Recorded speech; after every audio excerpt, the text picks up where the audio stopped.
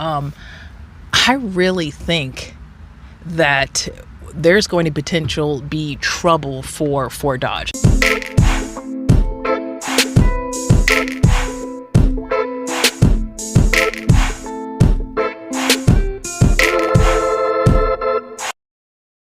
And what am I saying? At this point, I am actually happy that I own my dark horse, because I think Ford is doing its damn thing. And let's talk about it. So I've been doing research, and I'm sure all of you guys heard about, back in the day, potential coming out with a 4-door Mustang. But I really think that Ford is really about to pull off one of the biggest muscle car plots twist of the decade. And I think basically they've been in the background brewing, and they're playing chess and other people are playing checkers. So what are you saying, Hellcat honey? But think about it. For years, Dodge owned the 4-door performance market. If you wanted 4 doors, basically you go out there, you get the V8 Rumble, you go get the Charger. But Dodge recently killed their legacy, bringing in this inline-six. They shifted from the Charger to the STLA large platform. They replaced the V8s that we love with the twin-turbo inline-six. And granted, again, last video I gave the inline-six and the EV their props, okay? But at the end of the day, like I was saying, the purist, the American heart, the American muscle people, they want this V8, okay? They're looking for what's going to be the next thing with this V8. And Ford just killed it, coming out potentially with a 4-door Mustang sedan built on the rear-wheel drive, the 650 platform, like my dark horse. And the target projected price, 40 grand, starting with a sub 4-second 0 to 60 time frame. Dodge better step it up seriously, or there's about to be a problem. So what is Ford actually building here? So I've been doing a lot of research, and internally the dealers are basically calling this the Mach 4. I hope that they have learned from Dodge, and they do not sit here and come up with the wrong wording to these vehicles. I mean, they already done this crap with like the Mach and all that stuff. So I would hate to think that they're going to be stupid in giving the Mustang legacy to a car that doesn't deserve it. Now, again, if it comes out looking like it, then maybe we can kind of talk about it. But the physical prototype, it's riding, again, like I said, on the S650 platform. It looks like a sleek, basically, if the Porsche Panamera and my dark horse had a baby, they infused it together, so you're getting that crazy aggressive kind of a car looking but still slick Mustang GT body kind of style. I'm telling you, Dodge better be careful, seriously. So like I said, when we're talking about performance, 40 grand potentially is going to get you into a 4-door car like the 5.0 liter engine that we love as Mustang people, Coyote V8 with an electric assist. So hold on, don't get your thong in wrapped up in your nuts. Let's talk about this. So a lot of people are going to say, man, we don't want no hybrid, but just listen to what this potentially can do. It's going to give us the best of both worlds for that everyday consumer. And that's what I was saying in my previous video. So Dodge had over the years marked up their car so high that the true people, the true Mopar lovers, couldn't even afford to sit in the vehicle if they wanted to, right? Because my people, in the comments made great points. You have daily life, man. You got to go out here. You got to buy food. You got groceries. Everything is hyped up. So when you think about it, you're looking at priority. Who's going to buy a $85,000 car versus going to make sure that their bills are paid, right? So I think Ford is realizing that, and they're going to cater to the everyday consumer. And in tough times, when you look at the economic times, people, everyday people like you and I, we want that performance, but still need efficiency, and it has to be cost friendly. And those are things that Dodge has yet to hit on the nail, right? You need a weekly commuter while preserving, so here's the difference, while preserving that 8-cylinder exhaust note that we love. So instead of taking something away, they're actually going to try to blend in something, and this is where Dodge missed the mark. So think about it, a hybrid V8, so it's going to give you the naturally aspirated Coyote engine, that rev kind of thing. It's going to give you top tier performance, and your wallet is not screaming, and you can go to the grocery store without saying, yo, I can't get the eggs because I can't get gas in it. Now let's look at it on the other side. Let's look at this Dodge Charger. It's heavy. It's on the STLA large platform we talked about in previous videos. You can choose from 2-door and 4-door, but then here you go.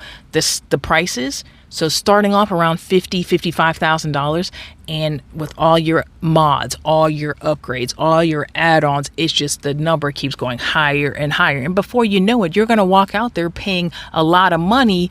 When you're looking here now at the Ford potential 4-door Mustang, what is the argument? It is a no-brainer. Now, I know a lot of people going to come at me and they're going to say, you know what, but the inline-six produces all that horsepower. No doubt about it, okay?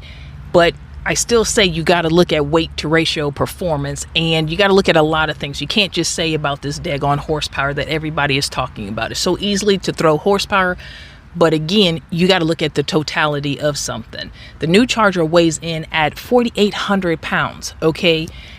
That's a lot of weight to be throwing around. That is a heavy, massive car. And like I said in previous videos, Dodge shot themselves in the foot because the inline-six is a great performing car. But now that you have brought this out, you can't come out. It makes no sense to come out here with a naturally aspirated V8 car that can produce what, less horsepower. Now, who the hell's going to buy that? Because they're going to say, wait a minute. So you're bringing out a V8 that will give me at most 540 horsepower when I can get this inline-six for 550 horsepower. You're looking at the weight again, and you're gonna be like, well, what's the point in buying that car? So I think Dodge now has to realize, oh shit, we came up too high with this inline-six performance wise. We have no alternative but to come out with an Hellcat alternative, making that a Halo car. So again, like I said in my previous video, it is forcing Dodge to basically come out with a Hellcat level powered car. And if you think about it, so now this leaves the massive void in the car market right now. So Ford, again, just like in the past, is 2 steps ahead of Dodge. Dodge is always on the back burner. So you remember, Chevrolet retired the Camaro, which they are going to launch. I am waiting for this new Camaro. Dodge dropped the HEMI while pushing prices still astronomically high, and they got rid of the V8s. So if you refuse to spend $60,000 or $70,000 on a heavy twin turbo engine, where do you go? And Ford already knew this. They were like, nah, we coming in with a game plan. We're about to mic drop that. So again, Ford was like, you know what, let's step back. We got a lot of alternatives, but let's sit here and give people what they want. And what do they want? Efficient hybrid V8? Maybe. Yeah, because you know what?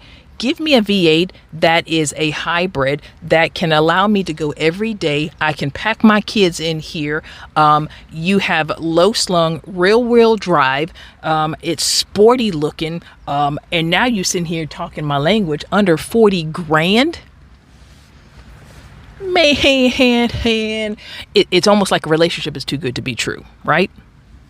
Now, looking at it, Dodge made a huge gamble shifting straight to these high-priced inline-sixes, and I think that's why they're sitting here now realizing like, oh crap, and now they put themselves in a corner because they're going to have to sit here and come out with something bigger and better than what they have performance wise.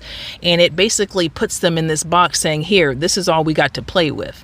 But Ford, I think Ford done did its thing. But again, let me know, because I know, again, and this is what I want you to do. I don't care if you're loyal to Mopar. I don't care if you're loyal to GM, you're Ford, whatever. but you have to give credit to where credit is due. And if Ford can pull this off, which this is not speculated, this is not rumored, this is happening. I know in the past they had talked about this in the past, but this is actually happening. You can go and look at accredited sources. They're coming out with the car. Now, I think, again, we're going to have to be very careful on wordplay, because you can't go out here and throw that Mustang name on anything. I think that will destroy. If it's not up to Mustang par, they need to be really smart with this car. So let me know too, if they came out with this concept, what would you call it? Would you say that's cool to be a Mustang, affordable Mustang, or would you call it something else? I think, like I said, in the prototype they're calling it a Mach 4. Do you think, because Dodge has done it, they have screwed up the names? Think about it: Dodge Charger, Daytona, you have the Rumble B, you got Super B, all this stuff, and you're looking at it, and that's what people can't get used to, because they're used to V8s, and then you're coming out with these same names and you're trying to wordplay, and it does not sell because it doesn't gravitate to the true purist of American muscle cars. So what do you think about the names? What do you want to call it? Regardless, that sucker looks sexy, and if I can pack my big back kids in the back, go grocery shopping, still have that V8 sound, and have a hybrid kind of assist with it where it is economically practical, I think I might cheat on Dodge. I'm just saying. But let your girl know, and I'll holler at you in another video. Peace.